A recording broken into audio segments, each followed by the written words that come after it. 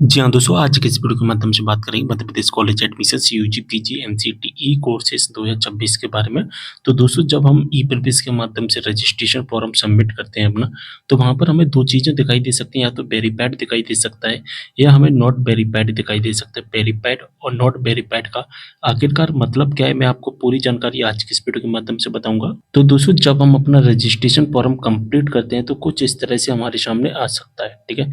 तो यहाँ पर जैसा कि देख पा रहे हैं, जब हम रजिस्ट्रेशन कर लेते हैं तो फॉर्म स्टेटस में दोस्तों यहाँ पर नॉट वेरिफाइड हमें दिखाई दे रहा है।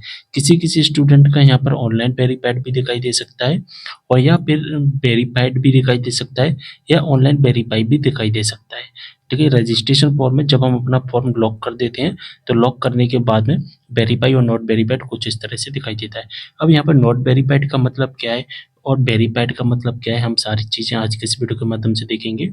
तो मैंने यहाँ पर एक कंप्लीट डायग्राम बनाया हुआ है और यहाँ पर जैसा कि देख पा रहे हैं कि रजिस्ट्रेशन करने के बाद में हमें फॉर्म में 2 ऑप्शन दिखते हैं।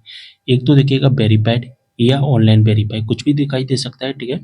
रजिस्ट्रेशन करने के बाद सबसे लास्ट में कहाँ पर दिखते हैं, ये भी मैं आपको बता चुका हूँ, ठीक है? या तो वेरिफाइड दिखेगा या ऑनलाइन वेरीफाई, या फिर दोस्तों नॉट वेरिफाइड, जो कि मैंने आपको बता दिया। अगर दोस्तों आपका वेरिफाइड या ऑनलाइन वेरीफाई दिखाई दे रहा है, तो आपसे डॉक्यूमेंट अपलोड करते टाइम पर डॉक्यूमेंट नहीं माँगेगा, जैसे कि 10वीं क्लास की मार्कशीट या 12वीं क्लास की मार्कशीट आपसे नहीं माँगेगा, या आप पीजी का फॉर्म भर रहे हैं तो यूजी की मार्कशीट आपसे नहीं माँगेगा।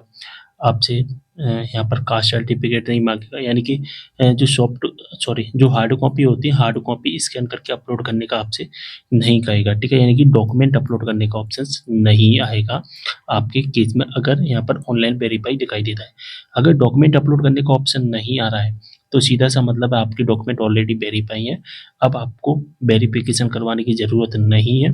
अब आपको केवल और केवल मेरिट लिस्ट का इंतज़ार करना है, ठीक है? क्या करना है?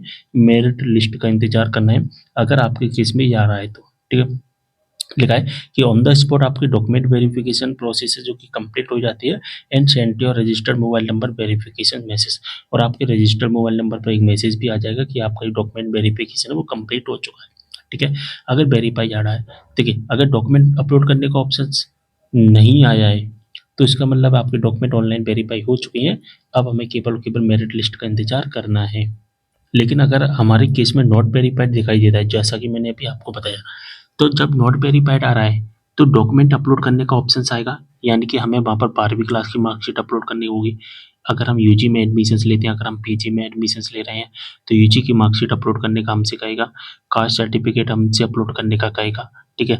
10वीं क्लास की मार्कशीट या 12वीं क्लास की मार्कशीट हमसे अपलोड करने के लिए कहेगा, यानी कि ये सभी मार्कशीट हार्ड कॉपी में अपलोड करने की सॉफ्ट कॉपी होती है ना, उसमें अपलोड करने के लिए कहेगा। हार्ड कॉपी को स्कैन करके सॉफ्ट कॉपी में, ठीक है? बात समझ में आ गई?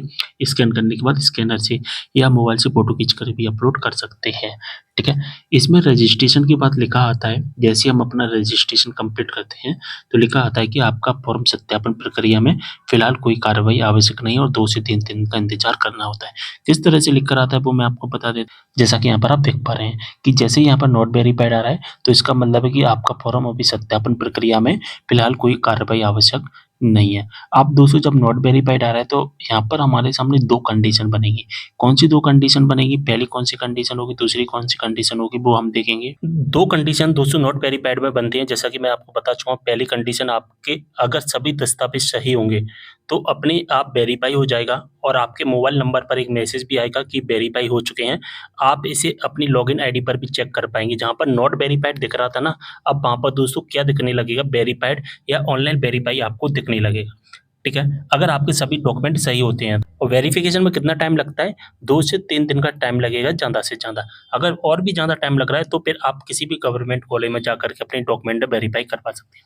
अब दूसरी कंडीशन क्या होती है कि अगर मान के चलिए आपने कुछ भी जानकारी गलत डाल दी है, तो आपका डॉक्यूमेंट वेरीफाई नहीं होगा, या आपने कोई भी डॉक्यूमेंट जो अपलोड किए हैं, 10वीं की मार्कशीट, 12वीं की मार्कशीट या कुछ भी, वो प्रॉपर सही से दिख नहीं रहे हैं, तो भी आपके डॉक्यूमेंट वेरीफाई नहीं होंगे। और जब डॉक्यूमेंट वेरीफाई नहीं होते हैं, तो हमारे रजिस्टर्ड नंबर पे एक मैसेज आता है कि हेल्प सेंटर के माध्यम से एक त्रुटि यानी कि गलती उठाई गई है, कृपया लॉगिन करके त्रुटि की जाँच करें। क्या मैसेज आएगा वो मैं आपको बता देता हूँ। इस तरह का एक मैसेज आता है। जैसा कि यहाँ पर आपका नाम दिखेगा, जो भी आपका नाम होगा, ठीक है, आपका जो रजिस्ट्रेशन नंबर और हेल्प सेंटर के माध्यम से गलती उठाई गई है, कृपया लॉगिन करके त्रुटि की जाँच करें। अब क्या गलती उठाई गई है वो हमें चेक करना है। वो कैसे चेक करेंगे? तो चेक करने के लिए हमें अपना फॉर्म लॉगिन करना पड़ेगा, ठीक है? हमें अपना फॉर्म लॉगिन करना है। लॉगिन कैसे करोगे? आपको पता है, ई-सर्विस वेबसाइट पर आना है, स्टूडेंट वाले सेक्शन में जाना, लॉगिन वाले सेक्शन में क्लिक करना है, स्टूडेंट क्लिक करना, अपना आईडी पासवर्ड डालना और आप लॉगिन कर पाओगे। जैसे ही आप लॉगिन करोगे, तो दोस्तों इस तरह से हमारे पास में मैसेज आता है जब हम अपनी आईडी पासवर्ड से लॉगिन करते हैं हमारी आईडी को। और यहाँ पर क्लियर मेंशन किया गया है, बैक टू स्टूडेंट, आपका फॉर्म ऑनलाइन सत्यापन केंद्र से वापस आ गया है। कृपया अपने फॉर्म में निम्नलिखित सुधार करें और फॉर्म को लॉक करें ताकि ऑनलाइन सत्यापन की प्रक्रिया में जा सके। अब आपको क्या करना होगा कि आपको जो भी गलती यहाँ पर दिख रही है, उन गलतियों को यहाँ पर सही करना है, ठीक है? यहाँ पर लिखा गया है ना कि निम्नलिखित सुधार करें। जैसे कि यहाँ पर जो मार्कशीट अपलोड की गई है, वो प्रॉपर मार्कशीट अपलोड नहीं की गई है यहाँ पर 10वीं क्लास की और 12वीं क्लास की, यानी कि आपको सभी मार्कशीट प्रॉपर फिर से अपलोड करनी है, अच्छी तरह से स्कैन करनी है, ठीक है? जिससे आपको क्लियर दिखे। अब आपके केस में यहाँ पर और कोई भी गलती हो सकती है, जैसे कि कास्ट सर्टिफिकेट में गलती हो सकती है, या आपने कास्ट सर्टिफिकेट नंबर डाल दिया, यानी कि XYZ जो भी गलती होगी ना, वो यहाँ पर आपको दिखाई देगी, ठीक है? अब यहाँ पर क्या करना है, जो भी गलती दिखाई दे रही है तो आपको क्या करना है, वैसे पहले बेसिक डिटेल चेक करनी है, ठीक है? इसके बाद क्वालिफिकेशन चेक करनी है कि सही है, फिर सेव एंड नेक्स्ट करना, फिर रिजर्वेशन एंड वेटेज वाला सेक्शन चेक करना कि सही है या गलत है, इसी भी यहाँ पर सेव एंड नेक्स्ट करते जाना है, फिर डॉक्यूमेंट अपलोड करना है। यहाँ पर जो भी चीज़ दिखाई दे रही है उनको तो प्रॉपर आपको अपलोड करना ही है, यानी कि सही करना है, और बाकी की चीज़ें उनको भी लाइन वाइज लाइन चेक करते जाना है, ठीक है? जब हम सुधार कर लेंगे, इसके बाद लास्ट में हम अपने फॉर्म को लॉक करेंगे। लॉक करते टाइम हमारे रजिस्टर्ड मोबाइल नंबर पर OTP आएगा, OTP डाल देना, और जैसे ही हम लॉक कर देंगे तो ऑनलाइन के लिए हमारा फॉर्म जो कि फिर से चला जाएगा, ठीक है? जब हम सभी डॉक्यूमेंट सही करेंगे, सही अपलोड कर देते हैं, तो हमारा जो डॉक्यूमेंट है वो वेरीफाई हो जाएगा, और जहाँ पर हमें नॉट वेरीफाइड दिखाई दे रहा था, वहाँ वेरीफाइड भी दिखाई देने लगेगा। या दोस्तों आपको यहाँ पर फॉर्म अपलोड करने में या सही करने में परेशानी आ रही है, तो आप अपने नज़दीक जो भी गवर्नमेंट और हेल्प सेंटर है, वहाँ पर भी जाकर सुधार करवा सकते हैं। यहाँ पर क्लियर मेंशन किया गया है, ठीक है? तो अब आपको सब चीज़ समझ में आ गई है। तो हमने क्या किया, हमने अपनी गलती चेक कर ली। अब जो भी गलती आईडी पर दिखाई देती है वहाँ हमें सही करनी होती है। इसके बाद लॉक करना है, और अब हमारा फॉर्म वेरिफिकेशन प्रक्रिया में चला जाएगा।